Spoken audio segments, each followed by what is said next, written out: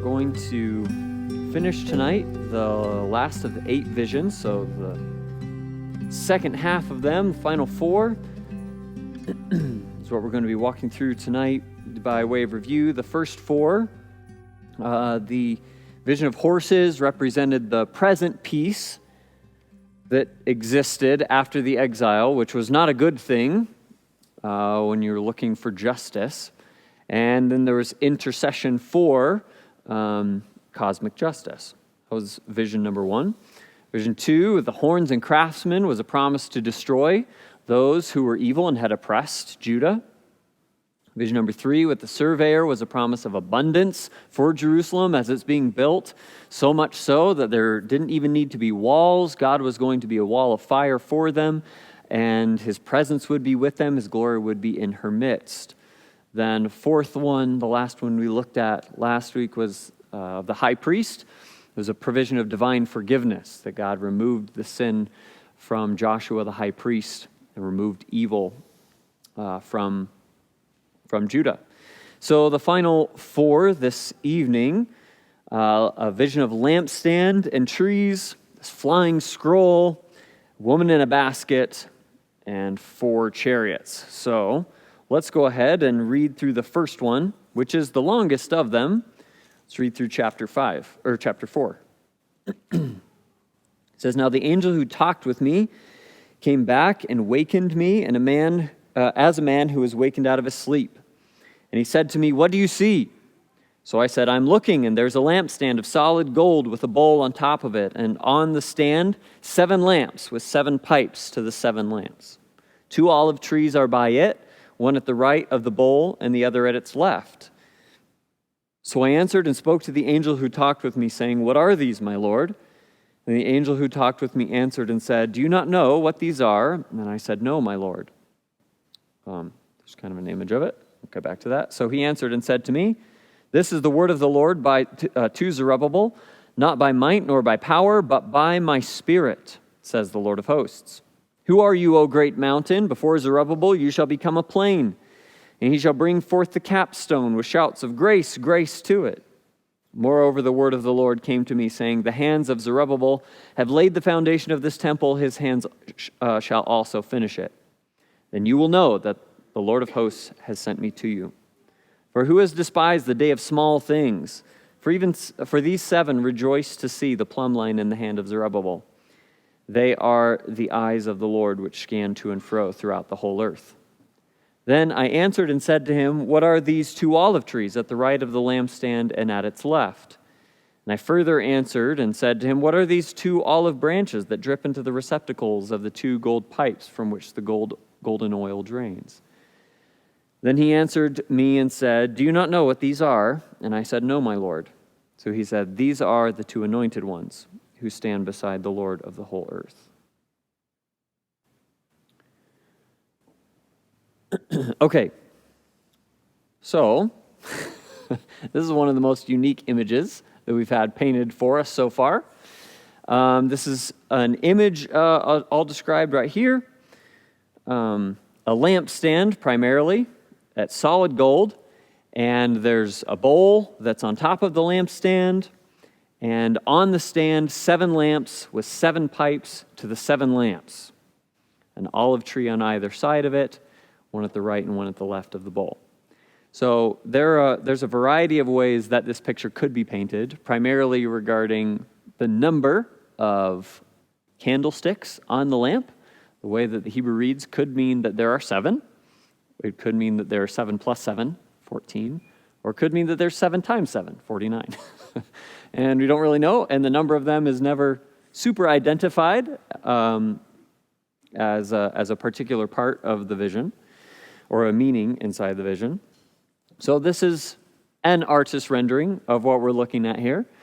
There's the lampstand with 7 in this case, and you can see that the bowl connected to it, there's a bowl that's related to the lamp, and sounds as though there are pipes going from the bowl to the lamp sticks, which would be probably for the communication of oil to the lamp. And then later on in the vision, we find out that the 2 olive trees on either side are actually maybe the closest idea we would have would be like a maple tree is tapped. Like they're actually pouring olive oil into the bowl through 2 pipes or so, or something like that. And that seems to be what's filling the lampstands. Okay, so that's about as close as we can get, or that's a good idea of what is happening here. The beginning of this vision was a little bit unique. The angel wakes Zechariah up, which could be simply his waking up from one vision and moving right into the next one, or it could be a uniquely delivered oracle. He is actually awoken out of his sleep to receive this oracle. And it is unique in the amount of the words from the Lord. There are 2 different sections that he receives from the Lord, verses 6 and 7, and then verses 9 and 10. So as an overview, what this vision is pursuing, what it's teaching, is that it's encouraging those leaders, Zerubbabel, Joshua, even Zechariah, by announcing that Zerubbabel is going to complete the temple. So that's the point of the vision.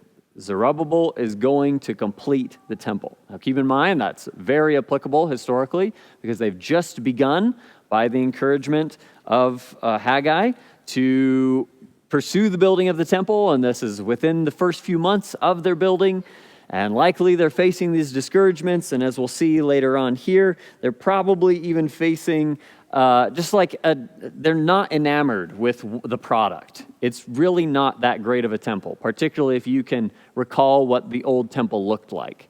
And so just discouraged and frustrated, like maybe they don't have the resources they need, or they don't have the manpower that they need, or whatever it might be. I mean, the last temple was built in the most grand era of Israel's history, and no expense was spared in its building. So you can imagine this feels like a budget version, a DIY version. Like it's just not awesome. So how does this communicate that? And as tends to happen, Zechariah looks at this vision, and so the angel says, "What do you see?" He describes it, but then he ends the description by saying, "What are these, my Lord? I don't know what I'm looking at." Obviously, the angel doesn't answer with, "Well, this is a lampstand and this is trees." He's like, "No, I know that. I saw that. What does it mean?" And so the angel begins a description. He answers and says to me, "This is the word of the Lord to Zerubbabel, not by might nor by power, but by my spirit, says the Lord of hosts." Pretty short, sweet. We're going to save that one for the end. Verse 7, "Who are you, O great mountain? Before Zerubbabel you shall become a plain, and he shall bring forth the capstone with shouts of grace, grace to it." Okay? There's even more. Let's go to the next one because there's even more clarity here. "Moreover, the word of the Lord came to me saying, the hands of Zerubbabel have laid the foundation of this temple. His hands also shall finish it. Then you will know that the Lord of hosts has sent me to you." Okay, so there is a very clear statement that because, Zerubbabel is who's in view here, contra Joshua, the high priest in the last vision. So now we have the leader in view. He says he's begun. He laid the foundation to the temple, and it's going to be him that finishes the temple.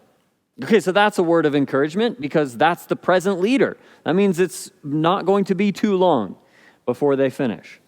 And then they will know, once this temple is completed under the rule, the guidance of Zerubbabel, that this message of Zechariah was truly from the Lord. Okay, so now let's go backward. If that's what he's getting at, if he says the hands of Zechariah or Zerubbabel who've laid the foundation stone, the first ones, the principal stones, it's also going to be him that brings forth the capstone.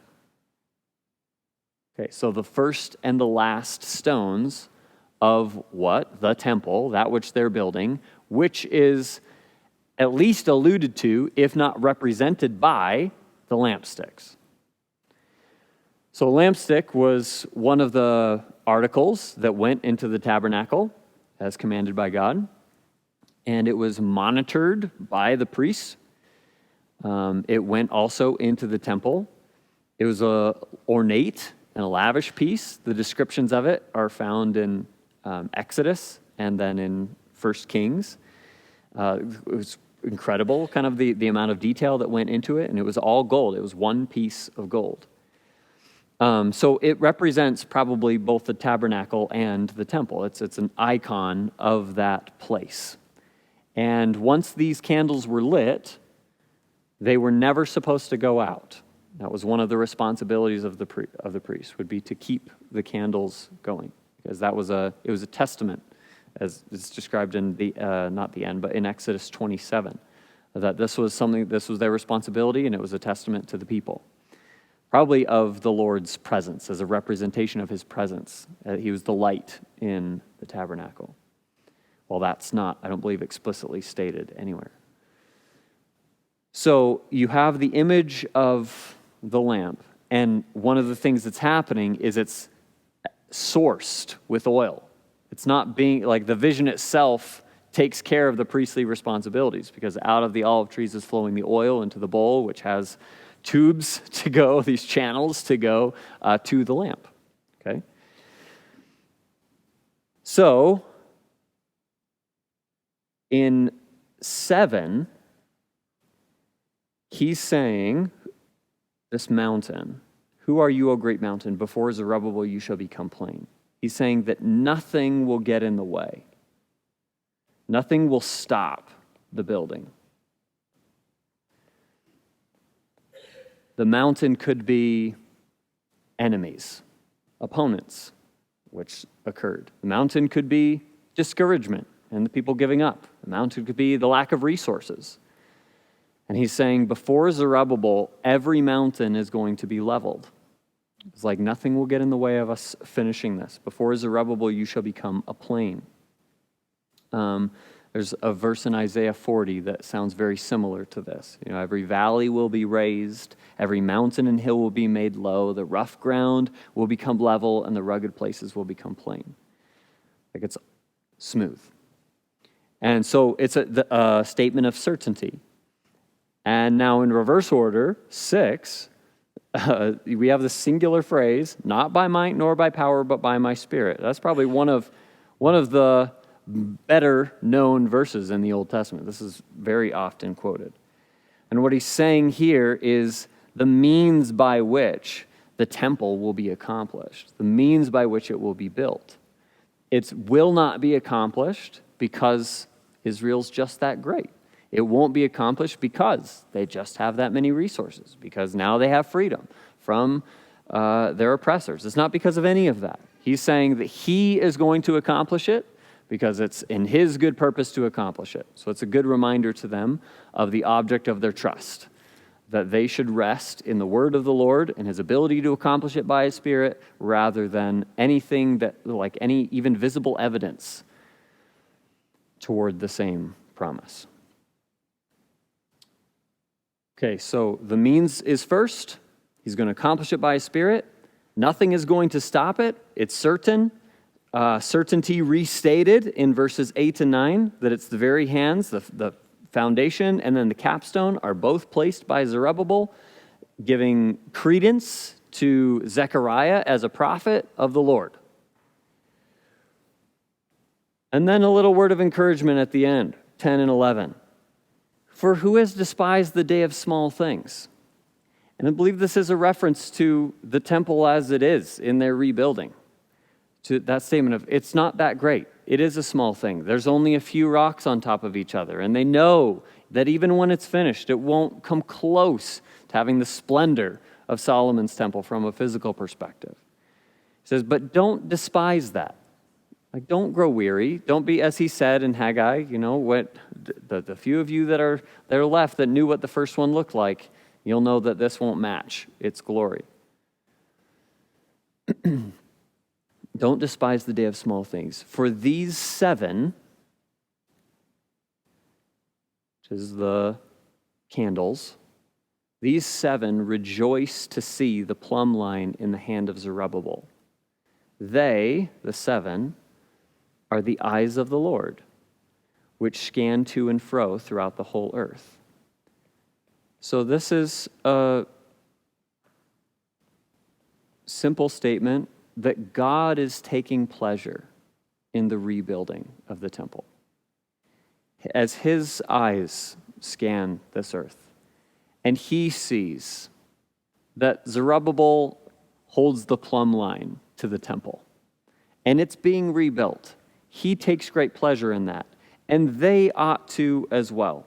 They shouldn't despise what's happening because it is progress toward the fulfillment of God's promises.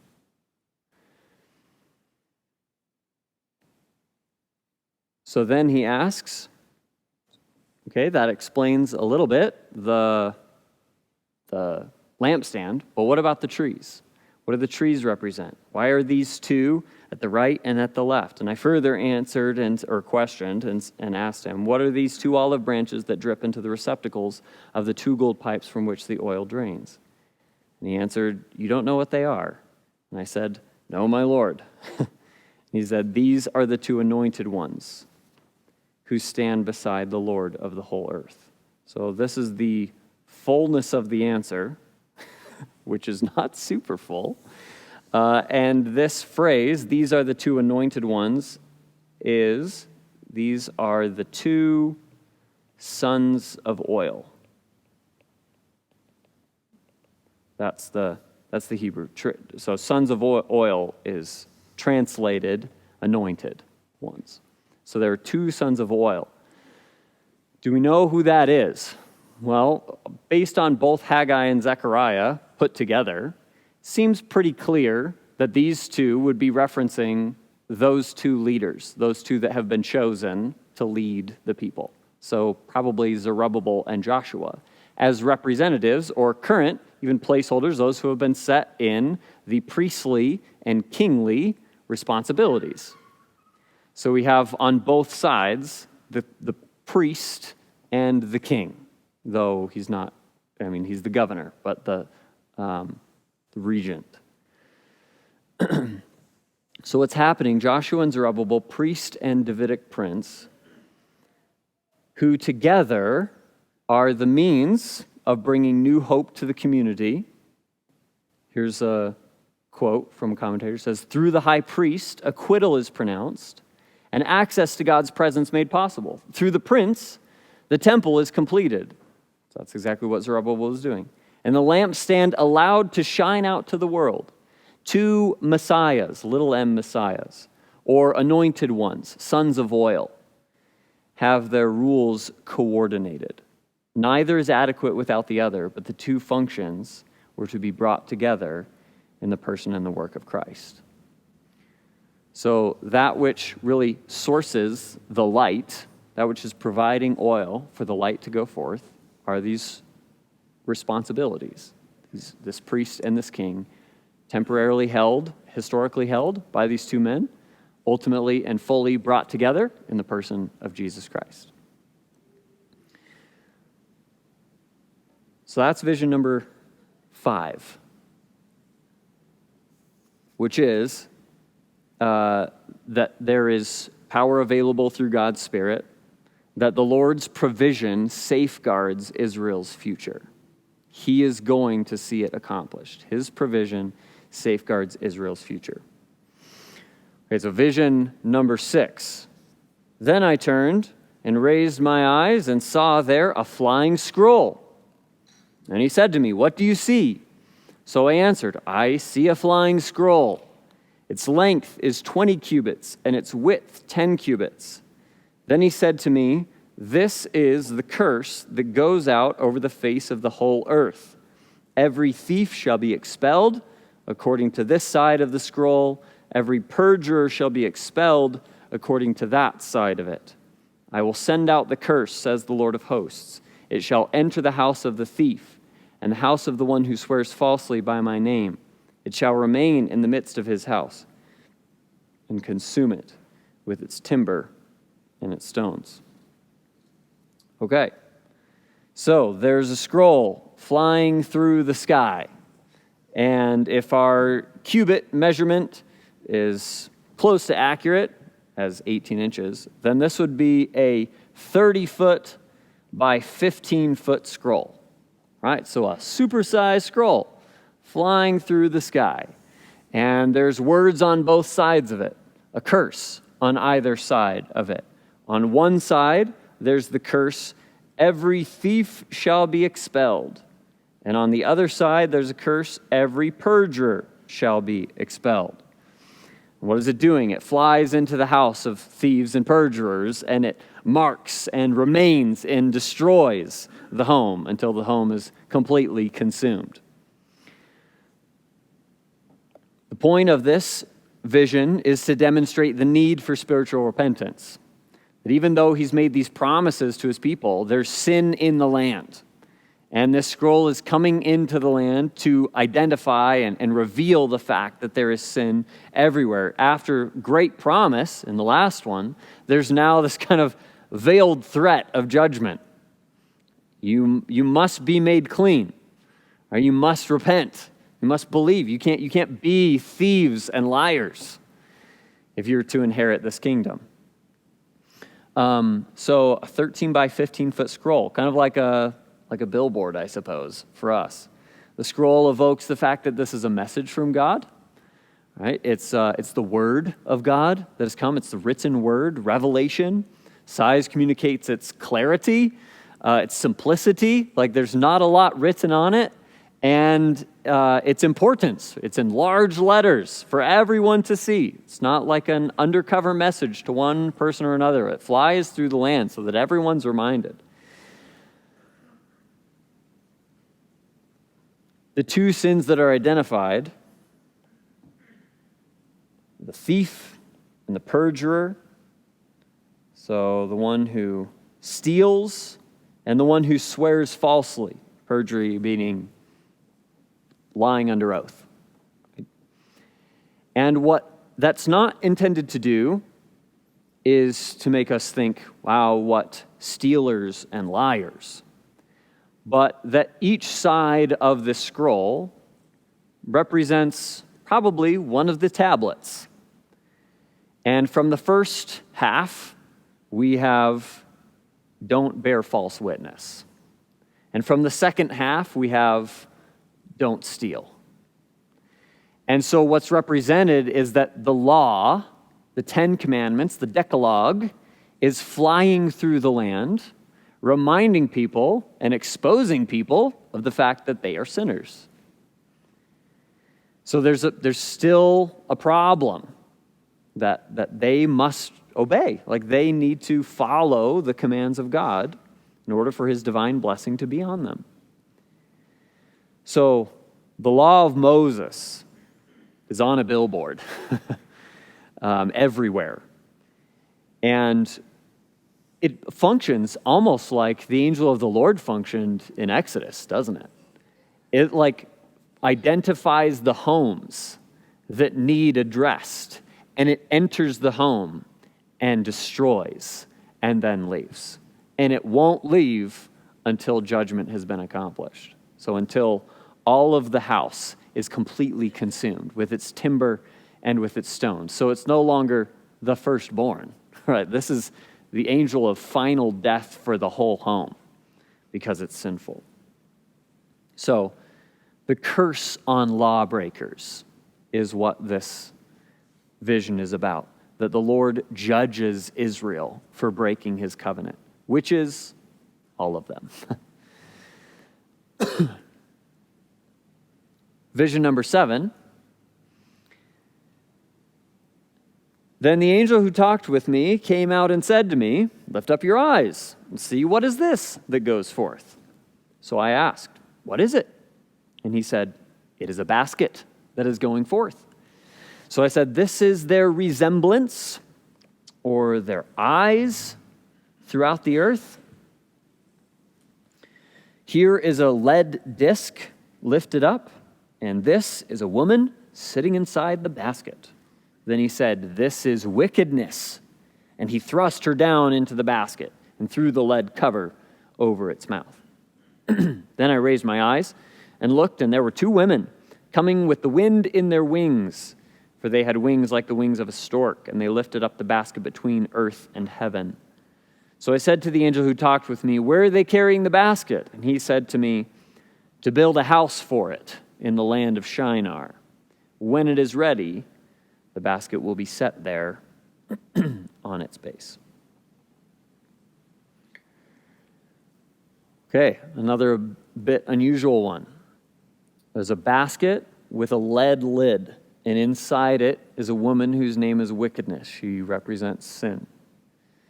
Two winged women pick up the basket, fly to the land of Shinar, and there they build a house for it, and then put it in the house. Okay? So the word that's used for basket is ephah, which is a measuring basket. It would be anywhere between 5 to 10 gallons. So once again, that means we have a supersized object.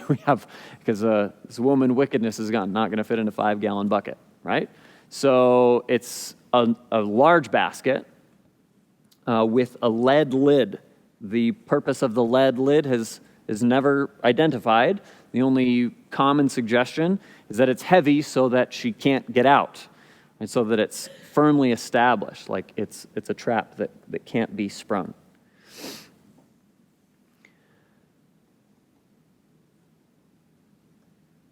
The woman, so there's 2 times it's stated. It says, one, this is their resemblance. This is the word is their eyes. This is, I think, what they look like in the earth. This is what the people of Israel look like. They look like wickedness. So again, the problem is sin that's identified. Now, why is it a woman? And I think there's 2 good answers to that. 2 good answers would be that the book of Proverbs illuminates this a little bit, that it's poetic, as representative of that which might be desired by someone, that which might be practiced, a life that there is to live, a woman wisdom and a woman folly. So parallel to woman folly would be woman wickedness.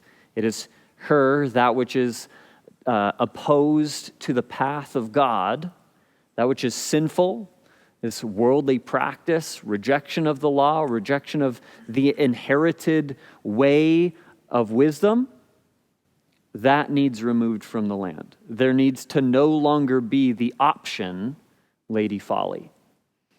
And the other, parallel, they're not unrelated, the parallel reason would be that in some of the prophets, the idea of the sin as a prostitute is often imaged. Like this is, we could be saying, even with all the cultic practices and the often sexualized cultic practices, that all of that is being placed away. All of this false worship, all of the temple prostitution and things like that.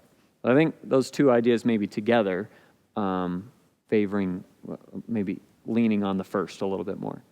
So this is wickedness. And she gets shoved into the basket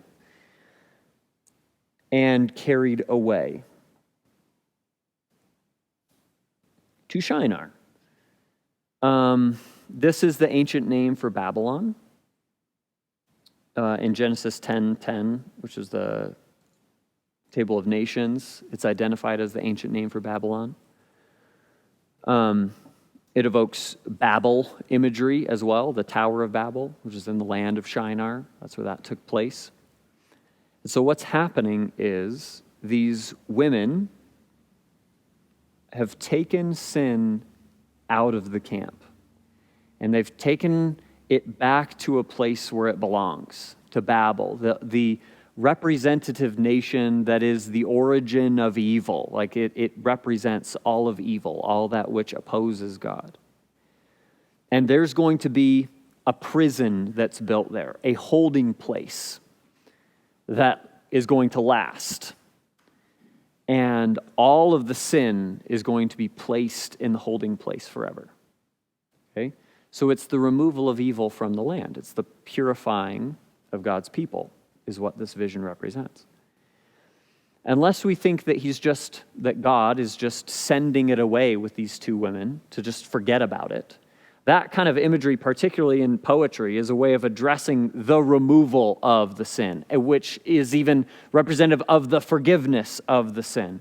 Things in the Psalms like that he would remove it as far as the east is from the west, that you can take it away.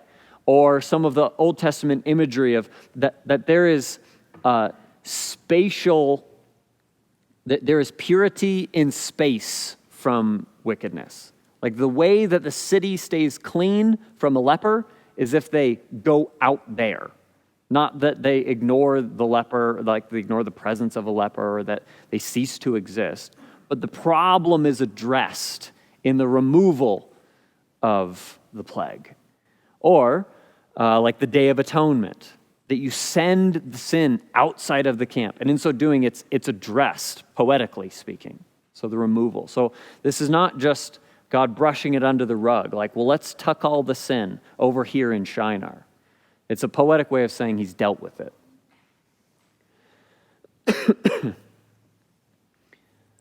Which takes us to the eighth and final vision.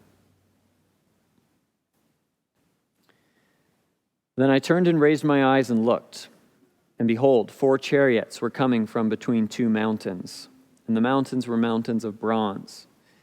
With the first chariot were red horses, with the second chariot black horses, with the third chariot white horses, and with the fourth chariot dappled horses, strong steeds. Then I answered and said to the angel who talked with me, "What are these, my Lord?"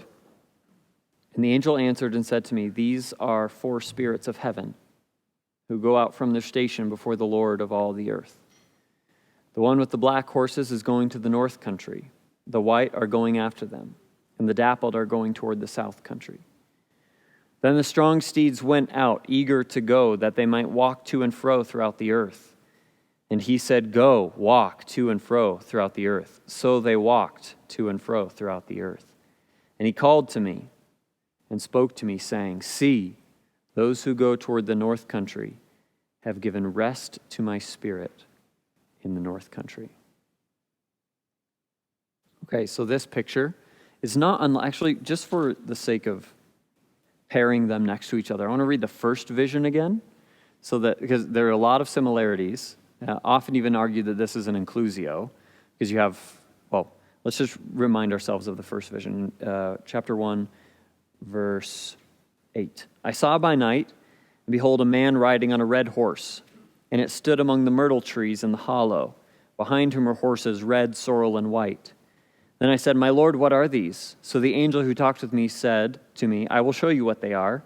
And the man who stood among the myrtle trees answered and said, "These are the ones whom the Lord has sent to walk to and fro throughout the earth." So they answered the angel of the Lord who stood among the myrtle trees and said, "We have walked to and fro throughout the earth, and behold, all the earth is resting quietly."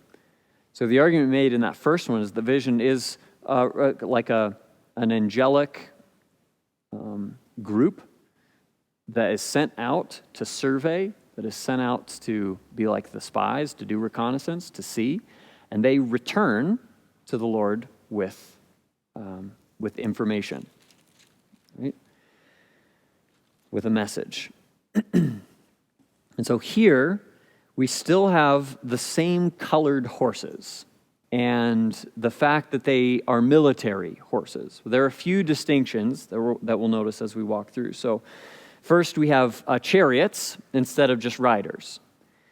A chariot with a pair of red, a pair with black, a pair with white, and a pair with dappled. And we still don't fully know, or we can't say with confidence, there's a couple options, what the dappled horses, their color actually is. And their purpose, well, let's see, actually, let's look at this first. So the mountains. Between 2 mountains. That's a little bit different too. Because in the first vision, they were in a grove of some sort. And here they ride from and between 2 of the mountains. So what are these mountains and what do they represent? Psalm 68:17 gives us one pretty good option. Psalm 68, verse 17 reads, so a mountain of God is the mountain of Bashan, a mountain of many peaks is the mountain of Bashan. Why do you fume with envy, you mountains of many peaks? This is the mountain which God desires to dwell in. Yes, the Lord will dwell in it forever. The chariots of God are 20,000, even thousands of thousands. The Lord is among them as in Sinai in the holy place, or he comes from them as in Sinai in the holy place. You've ascended on high, you've led captivity captive, you've received gifts from among men, even from the rebellious, that the Lord might dwell there.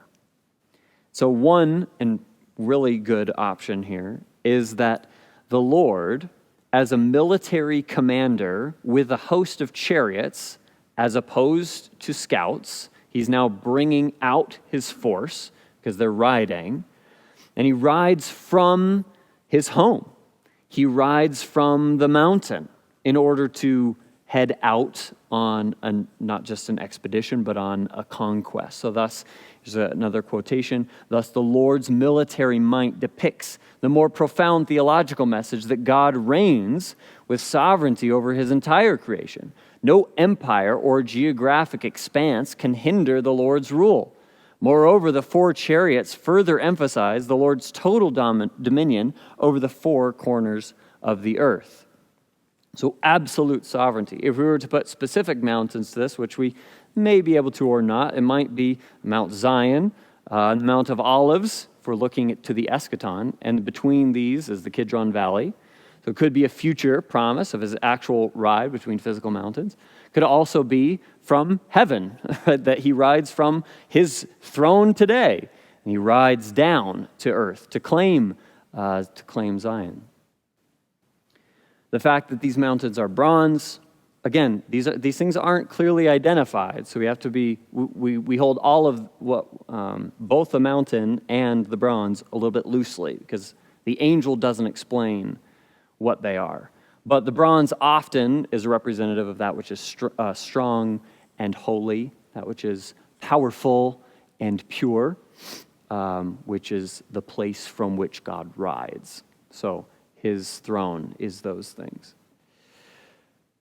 In the angel's description of who these riders are, or the chariots, not the riders technically, the chariots as pulled by horses, that these are the four spirits of heaven. And our two options for translation are either wind or spirits.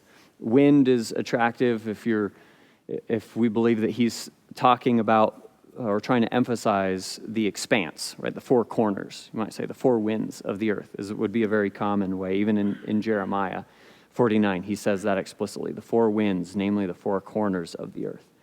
But spirits emphasize, and it's probably to be preferred, spirits emphasizes the personal nature of these four messengers or ambassadors or these four representative military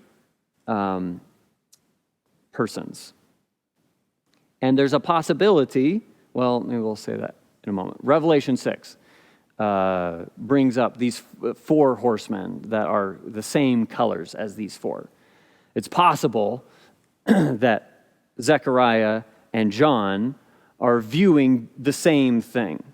And if so, well, the Revelation description is far more vivid than the Zechariah description. But we would have to be cautious with that one-to-one parallel because the text doesn't make the one-to-one parallel. We just say, look, there's some commonalities. It may be talking about the same thing. If that is the case, well, in Revelation 6, let's turn there for a moment. He gives us a lot more information.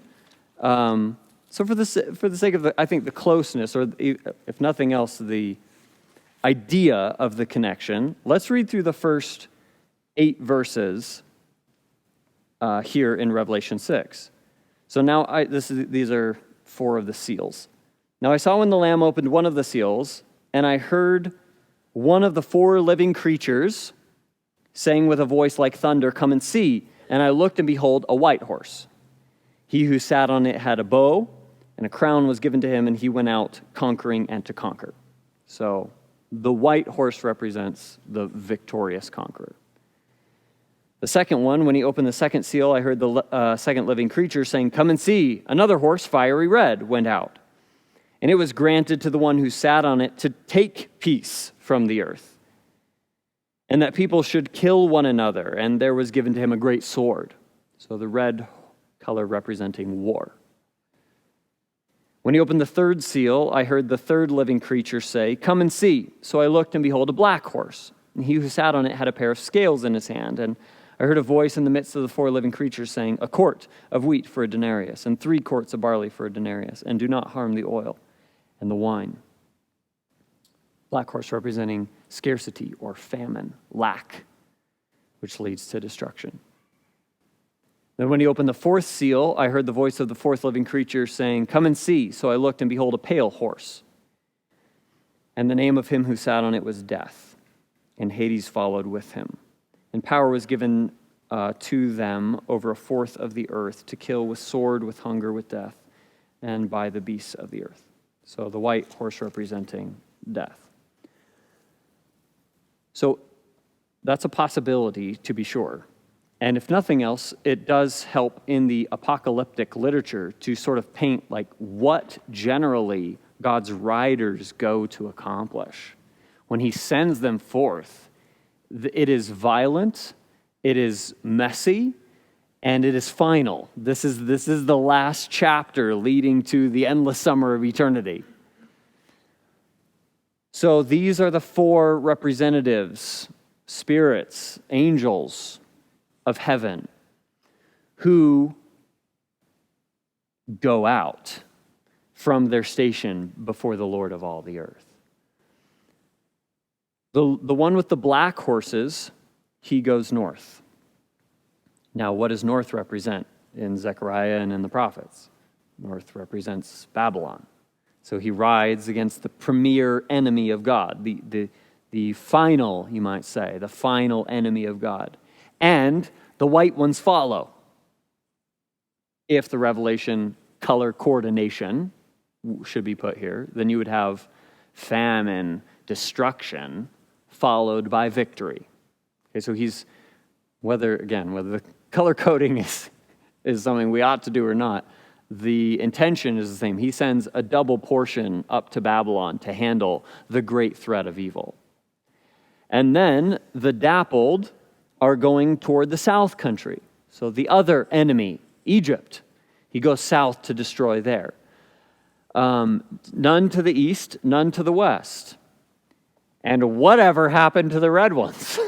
We don't know. He doesn't say. The red ones aren't sent out. So either you say we don't know, which I think is what we will do, or the only recommendation I saw is that the red ones stay. They stay in Judah.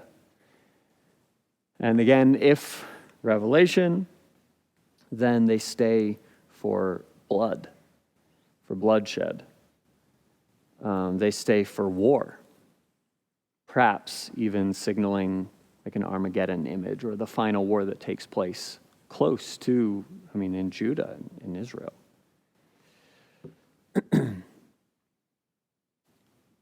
So why he doesn't go north, south, east, west isn't totally clear. Why the red ones are sent out isn't totally clear. But that they aren't seems to be. And that he addresses from Israel's geography the greatest threats, with 2 to the strongest and 1 to the next strongest. On your east, you've got desert and barrenness. And on the west, you have the Mediterranean Sea. So that's not where their greatest threats are coming from, militaristically.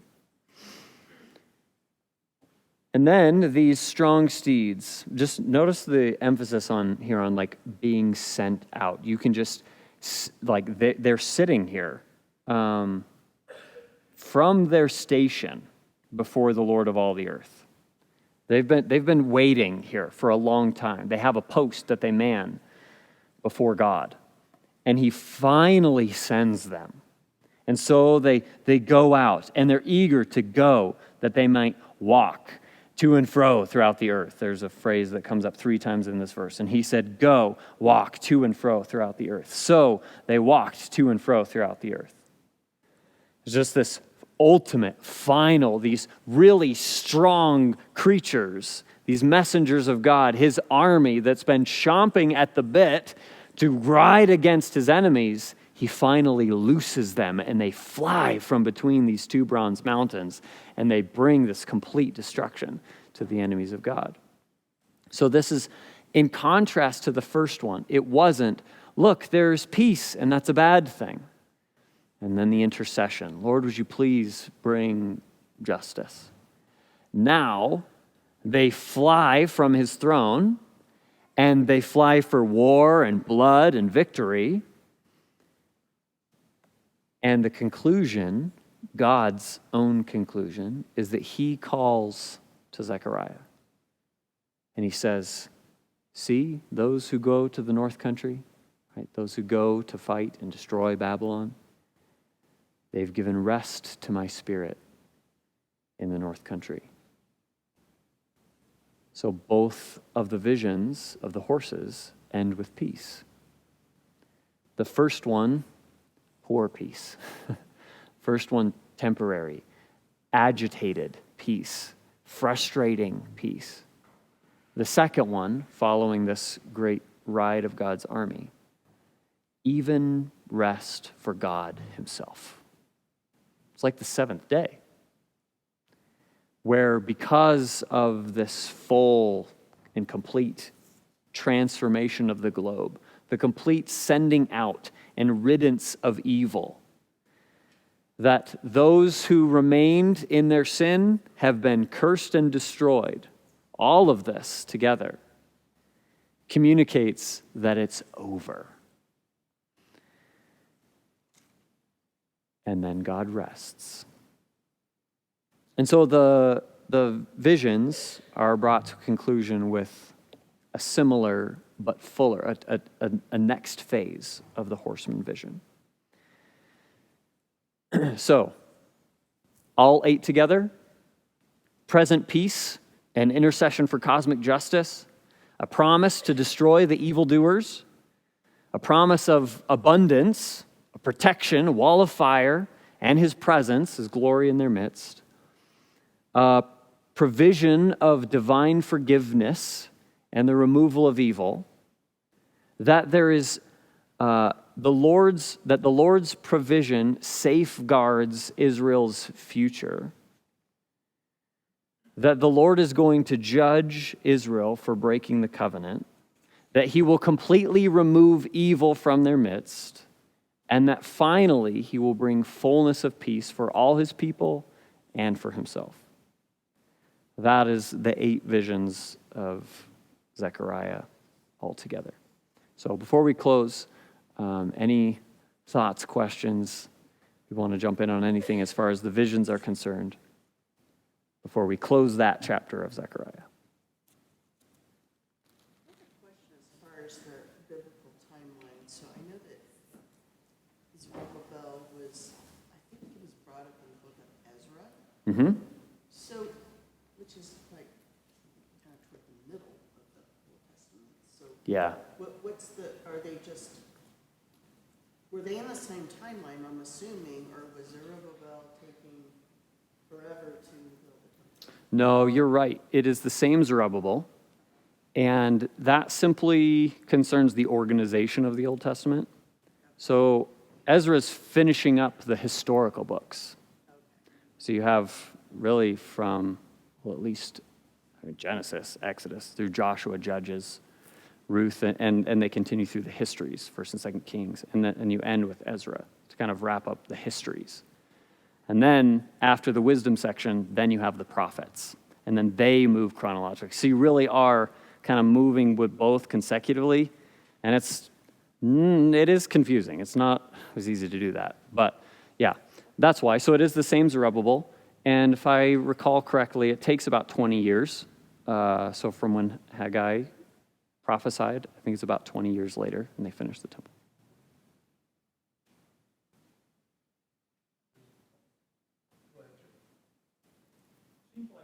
there's, you mentioned the parallel in Revelation with these horses, and that's very suggestive. I don't think we ought to dismiss that at all. Right. But also, it seems that that woman that was taken to Babylon was sealed with the lead seal in the basket. She's not destroyed. She's set on a base or a pedestal. And I realize that she's removed from Israel, from the nation. But could that not be parallel to the woman in Revelation 17? And she returns and opens up and then is destroyed also. But I was thinking of Jezebel too, because the Lord is angry with one of the churches. They're following the teachings of Jezebel. And then you have Jezebel, obviously, in Kings. But there's not the connection kind of with that. symbolic of the prostitute. Yeah, so let's just read the first few verses, first 6 verses of 17. Then one of the 7 angels who had the 7 bowls came and talked with me, saying, "Come, I will show you the judgment of the great harlot, who sits on many waters, with whom the kings of the earth committed fornication, and the inhabitants of the earth were made drunk with the wine of her fornication." So he carried me away in the spirit into the wilderness, and I saw a woman sitting on a scarlet beast, which was full of names of blasphemy, having 7 heads, 10 horns. The woman was arrayed in purple and scarlet, and adorned with gold and precious stones and pearls, having in her hand a golden cup full of abominations and the filthiness of her fornication. And on her forehead a name was written, Mystery, Babylon the Great, the mother of harlots and of the abominations of the earth. I saw the woman drunk with the blood of the saints and with the blood of the martyrs of Jesus. And when I saw her, I marveled with great amazement.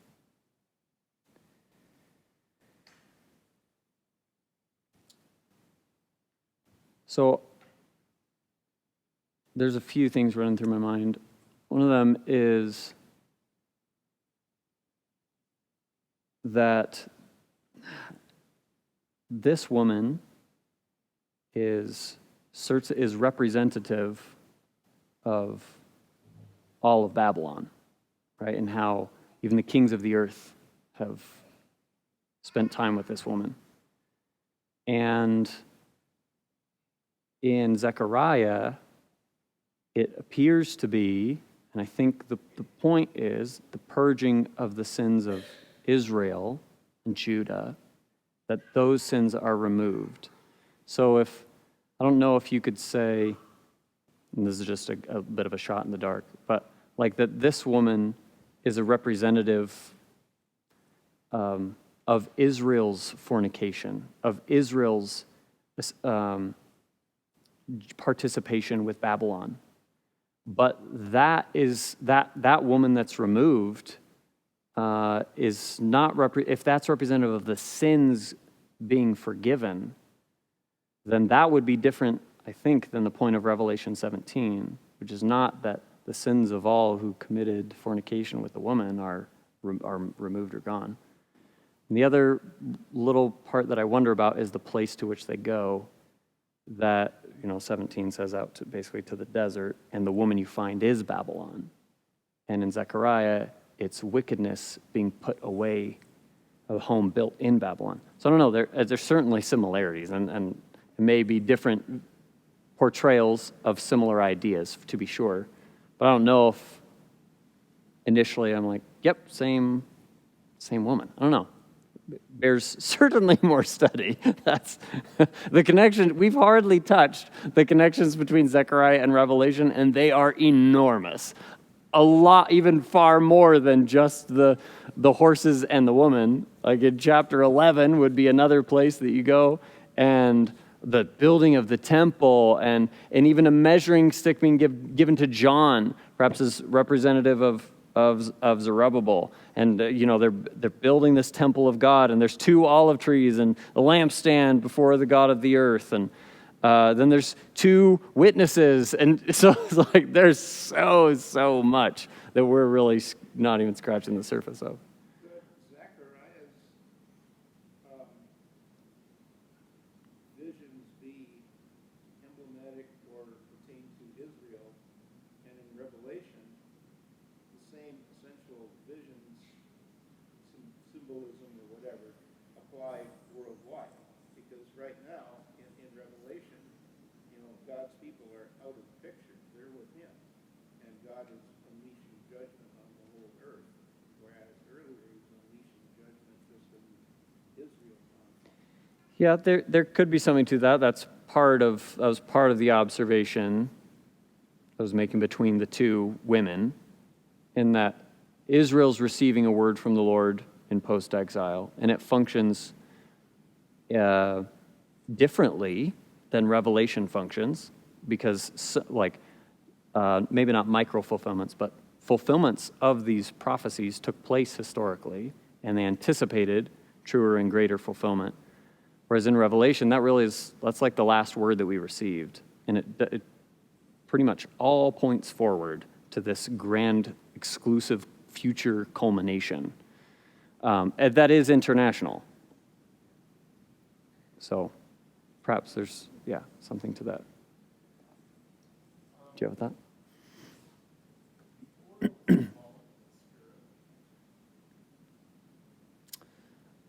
Is the oil symbolic of the Spirit? Back in in vision 7, no, in vision 5. It talks about the salts, the anointing oil, and I also just noted around months ago, but I also thought about the 10 virgins. Yeah. 5 virgins have their oil in their lamps. He doesn't say that, right? Like Zechariah doesn't say it, or the angel doesn't explain it. So I'd be cautious. That's Well, I got that from the commentary. yeah. So, Yeah. kind of makes sense. It was like, Sure. Yeah, it's interesting to read. So commentaries are interesting on these, and it really does depend on who you're reading. So like if, for example, this isn't where you were going, but if, for example, like you read MacArthur on Zechariah, somebody like that, it's going to be really dogmatic and use a lot, like he's going to go right to, like absolutely Revelation 6, here it is, we know the colors, we know, like all that's going to be quite plain and simple to him. Or often like more overview, like an overview commentary. They'll just like drop that, like drop an idea or drop a connection. You really don't have the time or the breadth to like mine it out, like give arguments for it, give arguments against it, where the historical interpretation's been, all that sort of stuff. So just as a foundational interpretive principle, much like a parable, we have to be really careful in applying more than the revelation explanation that's given. Just like in the parables, all the images that Jesus gives. If when they say, what did that mean? He leaves out 1 or 2 of the pictures that were a part of the parable. We have to be really careful to supply what those mean, because it wasn't said. So I think that's true here too.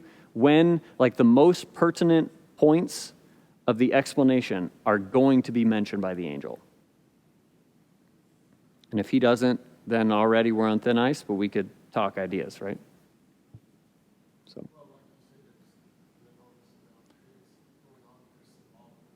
Yeah. Mm-hmm.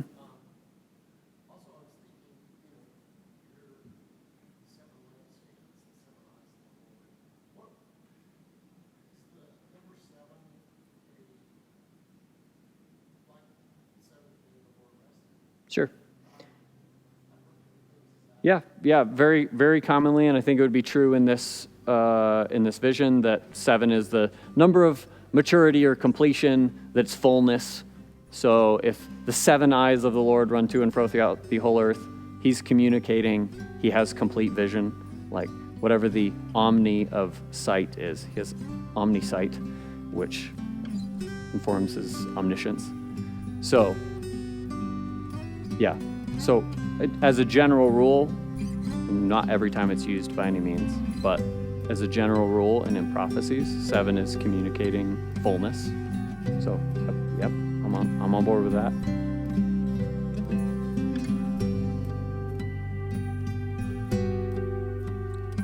Okay. Well, let's pray.